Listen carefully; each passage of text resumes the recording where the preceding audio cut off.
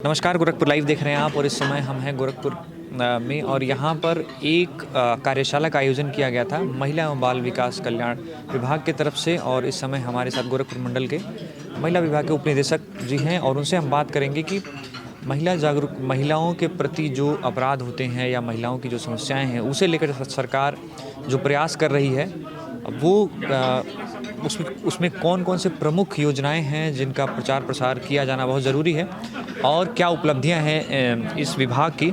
Sir, सबसे पहले स्वागत है आपका। धन्यवाद। सर, आज की कार्यशाला का मुख्य उद्देश्य ये आज की कार्यशाला जो है मिशन शक्ति 4 के तहत मीडिया जागरूकता कार्यशाला का आयोजन विभागीय योजनाएं हमारे कार्य हैं और जो हमारे जो कार्य चल रहे हैं उनसे मीडिया का जो इंटरेक्शन होना चाहिए, जो उनको सूचना पहुंचनी चाहिए, जो उनको जानकारी मिलनी चाहिए, उसके संबंध में था। तो ये कि मीडिया जो सरकार की योजनाएं हैं या जो उपलब्धियां हैं या जो योजनाएं सरकार चला रही है और जो पब्लिक के पास नहीं पहुंच पा रही है तो ताकि मीडिया भी अवेयर हो और फिर वो चीज़ें पब्लिक तक भी कन्वे हो। नहीं, हमारा विभाग जो है बहुत सारी महिलाओं बच्चों संबंधित बहुत सारी स्कीम चलाता है, लेकिन मीडिया में इसकी जागरूकता उतनी नहीं है। इसका मूल उद्देश्य यही था कि हमारा विभाग जो कार्य कर रहा है, जो महिलाओं बालकों के संबंध में, उनके संरक्षण और सुरक्षा में, उसकी जानकारी मीडिया तक पहुंचे ताकि उसका प्रचार प्रसार हो सके। इसका मूल उद्देश्य ही। सर, मतलब अगर हम टू बी फ्रैंक ऐसे पूछें कि क्या की मतलब सबसे जो टॉप की ऐसी कौन सी योजनाएं हैं सरकार की जो अभी सबसे ज़्यादा प्राथमिकता में हैं और सबसे ज़्यादा हाईलाइट में हैं, और क्या समस्याएं हैं महिलाओं की या बच्चों की जो आप लोग फेस करते हैं? सब योजनाओं की जहाँ तक बात की जाए तो उसमें हमारी कन्या सुमंगला योजना, बाल सेवा योजना, महिला बाल सम्मान कोष, निराश्रित महिला पेंशन योजना, ये योजनाएं मुख्य हैं।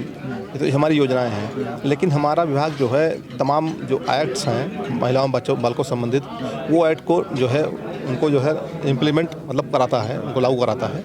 जिसमें से हमारा किशोर न्याय अधिनियम हो गया या महिलाओं संबंध में जो है तमाम अधिनियम है, दहेज प्रतिषेध अधिनियम या कार्यस्थल पर बाल विवाह प्रतिषेध अधिनियम या कार्यस्थल पर यौन उत्पीड़न लैंगिक उत्पीड़न जो होता है अधिनियम, ये इस तरह के बहुत सारे हैं। तो ये बहुत सारे हमारे यहाँ जो है अधिनियम भी जो है संचालित किए जाते हैं। तो इसके तहत महिलाओं और बालिकाओं को सुरक्षा संरक्षण जो है उनको प्रोवाइड कराया जाए, यही जो है हमारे विभाग का ज़्यादा मुख्य काम यही है। बाकी योजनाएं हैं जो जिसमें योजनाओं में उनको तमाम लाभ दिए जाते हैं, बाकी योजनाएं संचालित होती हैं। आपका विभाग जो है वो अन्य विभागों के साथ भी समन्वय करता है, अगर महिलाओं से जुड़ी या बच्चों से जुड़ी कोई, जैसे पुलिस विभाग के साथ ऐसे वो उसको भी आप लोग?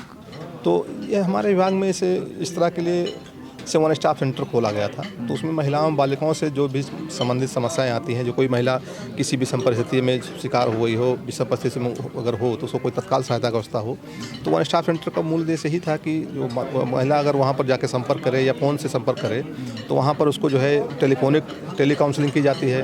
अगर उससे उसका समस्या का समाधान नहीं होता है तो वो वन स्टॉप सेंटर में आकर के उसको जो है वहाँ पर तत्काल जो भी अवस्था उसको होती है, चाहे मेडिकल की हो, चाहे पुलिस हेल्प की हो, चाहे उसको विधिक सहायता हो, चाहे उसको काउंसलिंग की अवस्था हो, ये सारी सुविधाएं वहाँ पर किया है। अगर उसको 4-5 दिन का शेल्टर भी मतलब कोई आश्रय की अवस्था होती हो तो उसको वो भी तत्काल करंट मतलब तुरंत अगर शेल्टर की ज़रूरत हो तो वो भी वो 5 दिन तक चिकित्सकीय सुविधा। हाँ, वो तो खैर चूँकि हमारे वन स्टॉप सेंटर मोस्टली क्या लगभग जो है मेडिकल जो कॉलेज होते हैं उन्हीं के परिसर में होते हैं। गोरखपुर में बीआरडी मेडिकल, हाँ बीआरडी में है। जहाँ तक मेडिकल कॉलेज नहीं होते वहाँ पर जिला अस्पतालों के परिसर में स्थापित हैं।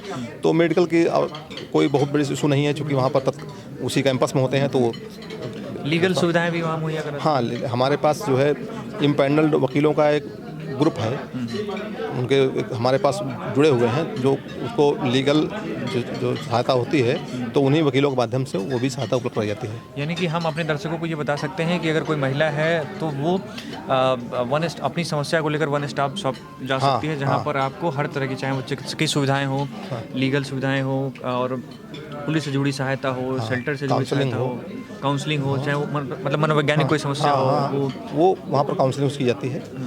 बाकी ताकि उसको जो भी उसकी आवश्यकता होती है, जो भी उसको ज़रूरत होती है, उसके अकॉर्डिंग उसकी सहायता की जाती है। ये क्या 24/7 वर्किंग हाँ, है? 24/7 वर्किंग है।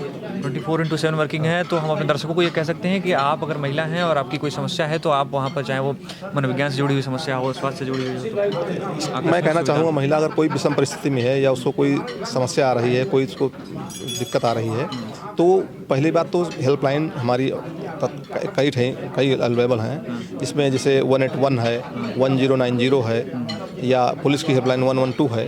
इन पे वो फ़ोन करेगी, उस पे जो उसको उसकी समस्या का समाधान टेली काउंसलिंग की जाएगी, और समाधान नहीं होता है तो उसके लिए फिर उसको जो है फिर जाके उसको वन स्टॉप सेंटर में आना पड़ेगा।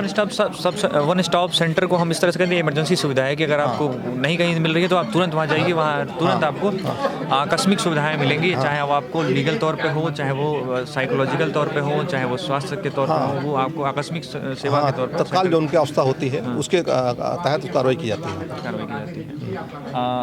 अच्छा, महिलाओं से जुड़ी अगर समस्याओं की हम बात करें तो इस समय जो पारिवारिक जो उसकी बात आती है कि मतलब पारिवारिक जो कलह है या मतलब घरेलू हिंसा जिसको कहते हैं, हाँ, तो उसमें आपका विभाग क्या करता है? घरेलू हिंसा जो अधिनियम है, रोकथाम अधिनियम, उसके तहत जो संरक्षण अधिकारी होते हैं वो हमारे ज़िले के जिला प्रोत्साहन अधिकारी होते हैं।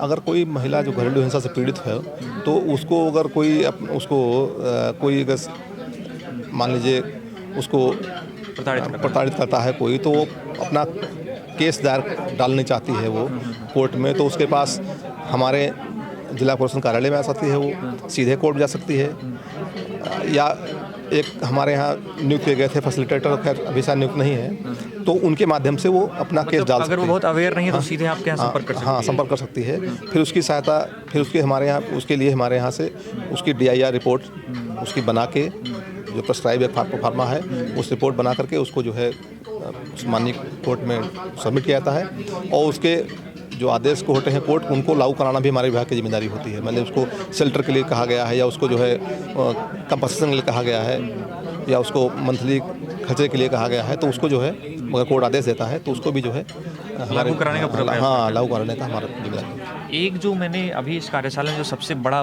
सुखद बदलाव देखा, वो जेंडर रेशियो में बहुत ज़्यादा सुधार हुआ है, तो उसको कैसे रेखांकित करें? देखिए, जेंडर रेशियो हमारे देश का, प्रदेश का और ज़िलों का, तो ये बहुत बड़ा इशू था, काफ़ी घट रहा था। तो इसको देखते हुए माननीय प्रधानमंत्री जी ने बेटी बचाओ बेटी पढ़ाओ जो योजना लॉन्च की थी, तो उसका उद्देश्य मूल उद्देश्य यही था कि जो बेटियों के प्रति सकारात्मक माहौल पैदा करना।